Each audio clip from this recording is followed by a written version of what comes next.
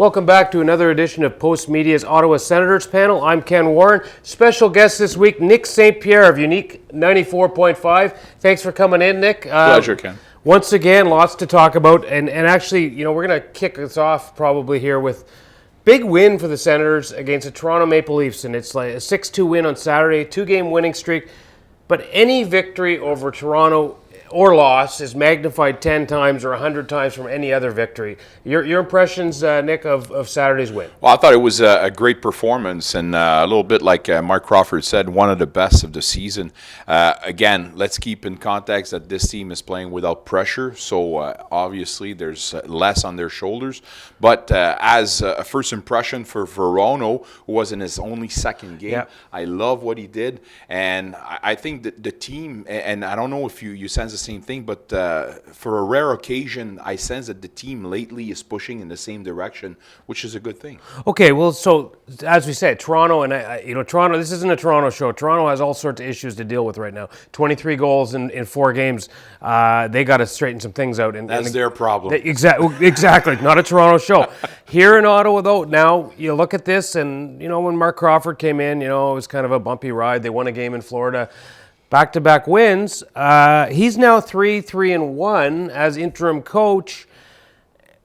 Is certainly going to get a look here, I would think, at the end of the year as a legitimate opportunity to head coach this team. Exactly, and I just heard our friends Simpson on TSN saying that there's a Crawford meter now. So I think that's what we're going to be watching. And Crawford, like the players on the ice, is trying to actually push himself and force his way in as the new head coach. At the first thought, I think that the team is responding the right way. But is it going to be like this on a constant level? That's another thing. Well, that's the thing. You said you got teams playing without pressure in some respects. It's like, hey, go play your best. Go out there and do it. If you lose, that's what's expected. If you win, well, it's great. And maybe the same thing for a coach. You maybe read too much into a coach winning at this time of year. I don't know, but it does seem like the players are loosening up a little bit. I mean, we talked off air a little bit about Cody Ceci. Cody Ceci seems like a little bit more of a relaxed player. Maybe these guys were a little paralyzed in matchup situations when they were playing with Guy Boucher, saying, you have to play against this guy. If you're on there, you shouldn't be. Get off. And the whole 11-7 thing, and then this was a format thing. Perhaps Crawford has loosened them up a little bit, at least in the short term here. I totally agree with that. Like saying to player X that you need to play in that box, that's it, that's all, doesn't help anybody. And nothing against Guy Boucher. He had his way of doing things. But I think what Crawford is bringing, the experience, the perception, and again, players that want to push in the same sense, and a lot more leniency. They can play the way they want, and without having to play and thinking that they're going to be bench if they're not playing the right way. So I like that. And again, would it be the same for next season when the stakes are higher? I don't know, but for the moment, I like what they're doing. Well, what's interesting in the last 2 games is the guy in net, to me. A big part of especially the St. Louis game was Anders Nielsen was the difference. Here's a guy's won 2 in a row. He's kind of run hot and cold here. When he first came into Ottawa from Vancouver, he was really good. Won some games that Senators probably didn't deserve to win. Then hit a little bit of a downslide, wasn't all that good. Has come back up again. Clearly is playing better than Craig Anderson right now. And Craig Anderson hasn't won a game since December. And this guy's 10-9 going out on this road trip. And an interesting question going into the summer, should they sign Anders Nielsen? And we can go into the goaltending depth situation. It's going to be intriguing to see what they do with him. To answer that question, I want to wait till the end of the season. But at the moment, Nielsen is in the talk to keep him. And as far as the number 1 status, Craig Anderson doesn't have it anymore. And I want him to play as much as he can. I'm talking about Nielsen to show us what he can do. It's always a question of constant. Would it be better suited to actually help a newcomer like Ogbert or Gustafsson?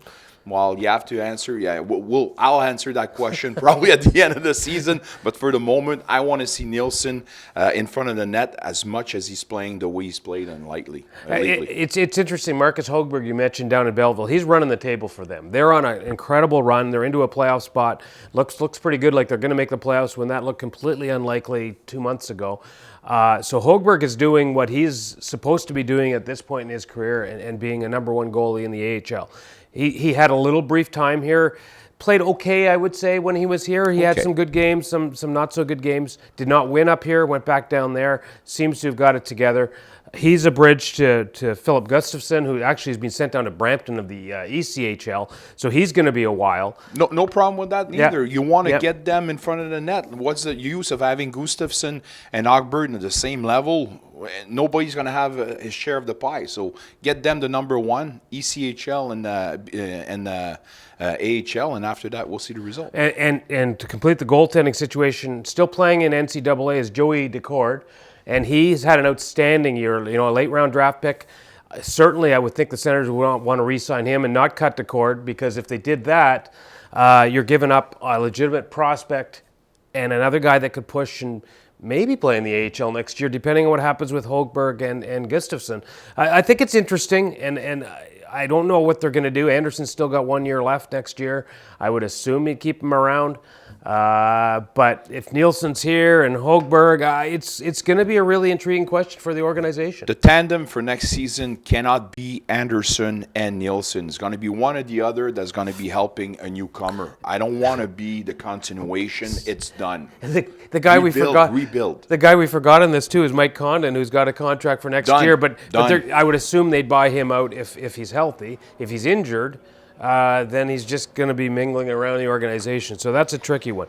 Earlier on, Nick, you talked about Veronneau and coming in here and looking like, hey, stepping right in and looking like he belongs in the NHL, which I think caught quite a few of us off guard. He doesn't seem to have any struggles. I think eventually maybe the pace of the game and the travel, it's different than the college game where you play weekends. We'll catch up to him. But boy, this guy, you got a line of Tkachuk, Pajot, and Veronneau, and they're creating scoring chances. I was really impressed with him. Impressive first game. He had so many chances, 5 shots to net, and there seems to be already a synergy with Brandstrom. Those stretch passes were incredible. I thought I saw Carlson back, but that's for another question. Veronneau right now, his explosion, his speeds, his hands, everything. It seems like the whole package. We're a long time away from Bobby Butler. I hope we're not going to live another story like that. But for the moment, Veronneau, I love what he's doing. And Brent, you mentioned Brandstrom. He came up for the sort of the emergency basis for the one game. Looked good. No points. They say make those breakout passes. Looked very poised, especially for a 19-year-old. Forget that. And then he went back down to Belleville, and in Saturday night's game, 3 assists and another win for Belleville. So you know what, that trade, we'll revisit that trade, Mark Stone. I mean, you lost the best player on the team, but if you're going to make a trade, you got to get a vital piece back, and they did. So he's going to be fun to watch, Brandstrom, for the rest of this year. Whether he comes up back and forth, I would assume he might get another look up here. Bringing up as much as they can without breaking what they have in Belleville, because if we're selling hope, this guy is definitely hope. Absolutely. And okay, so let's go to the hope down there. The most intriguing guy down there to me, I mean, Logan Brown we knew was going to take maybe a little while to adjust to the pro game. He'd been injured so much in his career. We saw Drake Batherson earlier this year, certainly NHL talent. I think at one point he's going to be a very good player for the Senators. The shocking guy to me down there is Nick Paul. We've seen him up and down and up and down and up and down and never quite was able to do anything in the NHL. He is on fire in the AHL, 2 goals, 2 assists on the line with Brown and Batherson right now. Can this guy be an impact NHL player? The Nick Paul conundrum, and can this guy thrive with another coach? Don't forget, never had the chance to play under Marc Crawford as the head coach. Is he one of the victims of the way Guy Boucher was directing the things? I don't know. Again, I don't want to play. I don't want to tell anything against Boucher. But Nick Paul right now, I think he's worth another try in the NHL, but not this season. Let him have his confidence. Let him have his success. Let him go the push for this the series. And next year, I want to see him 100% confident and try to build on what he did. the few good games that he had in the NHL. I remember asking Guy Boucher when the last time that Nick Paul was sent down and saying, what's he got to do? And Guy Boucher said, I like the kid. He's got all Find these... his identity. He said he's got to find a niche in the NHL. Well, right now he's found a niche in the AHL for sure. There's no question about that.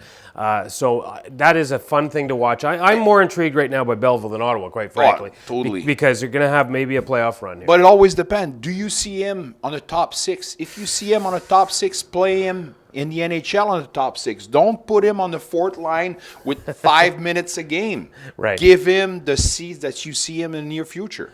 Yeah, I think it's going to be a really intriguing question getting into next year. Nick Paul, are they going to create a half opening for him, or do you go and you sign guys like Oscar Lindbergh to keep them around? Very intriguing questions for the Senators. At least they're on an upbeat note going on this West Coast trip to Vancouver, Calgary, and Edmonton. So we'll see how they fare in this trip. But a lot, if they continue to win, questions about Crawford, questions about Nielsen. Could be intriguing to see how they finish up the season. I want to close out. Thank you very much, Nick, for coming Pleasure, in. Ken. Take care, guys. We'll see you next week.